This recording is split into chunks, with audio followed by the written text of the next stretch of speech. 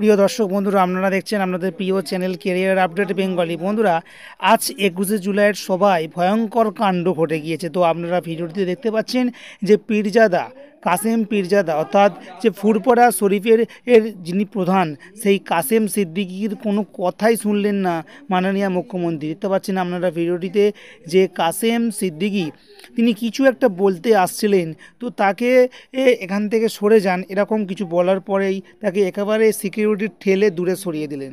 দেখতে পাচ্ছেন বন্ধুরা। তো বন্ধুরা, ফুরফুরা শরীফের যে পীরজাদা কাসেম সিদ্দিকীকে বলা যেতে পারে যে মুসলিম সমাজের মানুষরা একটা অন্যতম চোখে দেখেন।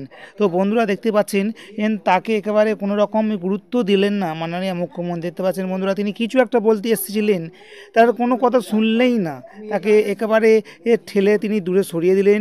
এবং দেখতে পাচ্ছেন মুখ্যমন্ত্রী পাত্তা না দেওয়ার জন্য মুখ্যমন্ত্রীর যে সিকিউরিটি রয়েছে তাকে একেবারে প্রায় ঠেলে তাকে দূরে সরিয়ে দিলেন। তো বন্ধুরা, এ ব্যাপারে আপনাদের কি মতামত অবশ্যই কমেন্টে জানাবেন।